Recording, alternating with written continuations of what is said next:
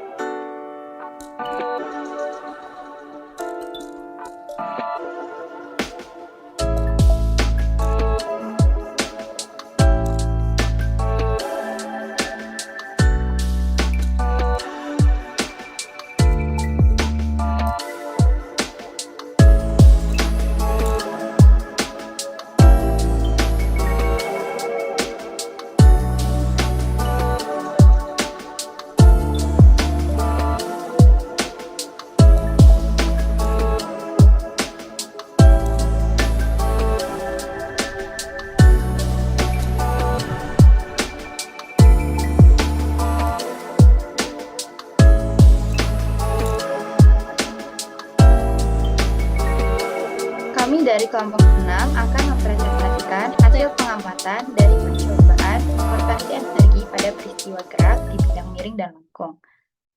Next. Tabel-tabel berikut memuat data yang didapat dari cuplikan pada awal video. Tabel 5.1 memuat data dimensi lintasan bidang miring dan lengkung. Jenis lintasan yang pertama, bidang miring, memiliki panjang 0,63 meter, lebar 0,13 meter, tinggi 0,395 meter, dan sudut sebesar 30 derajat. Lalu jenis lintasan yang kedua, bidang lengkung, memiliki panjang 0,68 meter, lebar 0,13 meter, dan tinggi 0,395 meter. Pada tabel 5.2 memuat data berupa massa dan jari-jari 3 jenis bola pejal, yaitu kelereng kecil, kelereng besar, dan bola karet, yang dapat dilihat pada tabel berikut. Boleh di next. Pada tabel 5.3 diperoleh data waktu tempuh kelereng kecil pada bidang miring dan lengkung. Pada percobaan ini kami melakukan 5 percobaan sehingga dihasilkan 5 waktu tempuh. Untuk jenis lintasan bidang miring diperoleh rata-rata sebesar 0,426 second, dan untuk bidang lengkung diperoleh rata-rata 0,272 second. Pada tabel 5.4, diperoleh data waktu tempuh kelereng besar pada bidang miring dan lengkung. Dengan rata-rata, jenis lintasan bidang miring diperoleh 0,550 sekon dan bidang lengkung 0,346 sekon. Pada tabel 5.5 diperoleh data waktu tempuh bola karet pada bidang miring dan lengkung. Dan diperoleh rata-rata pada jenis lintasan bidang miring sebesar 0,766 sekon dan pada jenis lintasan bidang lengkung 0,350 sekon. Next. Untuk pengolahan data selanjutnya adalah kecepatan linear. Untuk kecepatan linear didapatkan dari panjang lintasan dibagi waktu tempuh. Untuk angka hasil perhitungannya sendiri dapat dilihat pada tabel 5.6 yang terlampir pada layar. Kemudian ada data kecepatan sudut yang didapatkan dari kecepatan linear dibagi jari-jari bola pejam. Untuk angka hasil perhitungannya dapat dilihat pada tabel 5.7 yang terlampir pada layar berikut. Dan untuk data momen inersia dan gravitasi dapat dilihat pada tabel 5.8. Momen inersia kita dapatkan dari 2/5 dikali massa dikali jari-jari kuadrat. Sedangkan untuk gravitasi sendiri didapatkan setelah melalui perhitungan rumus GLBB dan juga hukum kekekalan energi mekanik. Untuk hasil angka perhitungannya dapat dilihat pada tabel 5.8 yang terlampir pada layar berikut. Next.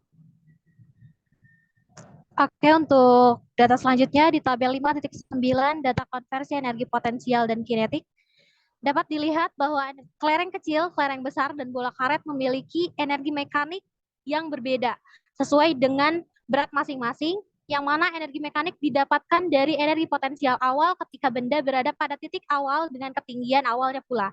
Lalu energi mekanik ini akan sama dengan energi kinetik akhir, jumlah energi kinetik akhir dari energi kinetik translasi ditambah energi kinetik rotasi di titik akhir ketika benda menyentuh titik akhir lintasan. Dapat dilihat bahwa energi mekanik awal hampir mendekati nilai total energi kinetik translasi ditambah energi kinetik rotasi di akhir. Yang mana keduanya merupakan energi mekanik total yang sesuai dengan hukum kekekalan energi mekanik.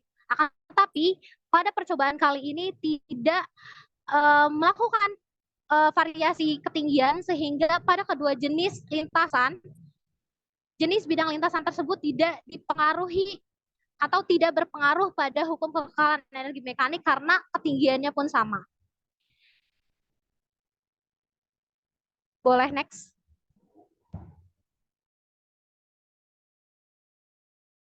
Yang terakhir ada bagian analisis dan kesimpulan.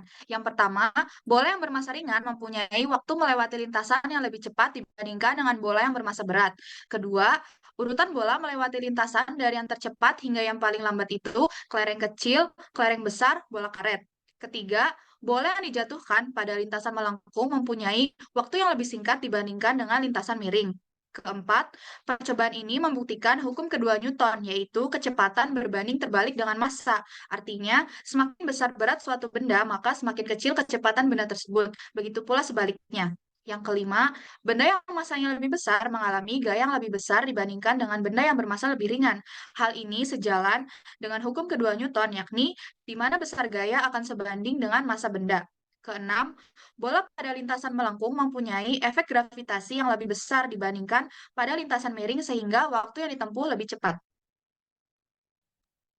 Yang ketujuh, konversi energi dari energi potensial ke kinetik pada titik awal memiliki ketinggian dan titik akhir yang tidak memiliki ketinggian didapatkan dari hukum kekekalan energi mekanik seperti pada tabel 5.9 yang sudah teman saya sampaikan. Yang kedelapan, kekekalan energi mekanik berlaku dengan bukti. Energi mekanik awal yang sama dengan potensial awal benda akan sama dengan jumlah energi kinetik benda pada titik akhir. Terakhir, adapun ketidaktepatan nilai energi mekanik di akhir dapat disebabkan oleh faktor gaya gesek bidang dan juga udara terhadap benda sehingga energi mekanik di awal akan terkonferensi ke energi lain. Sekian dari kami. Terima kasih. Wassalamualaikum warahmatullahi wabarakatuh.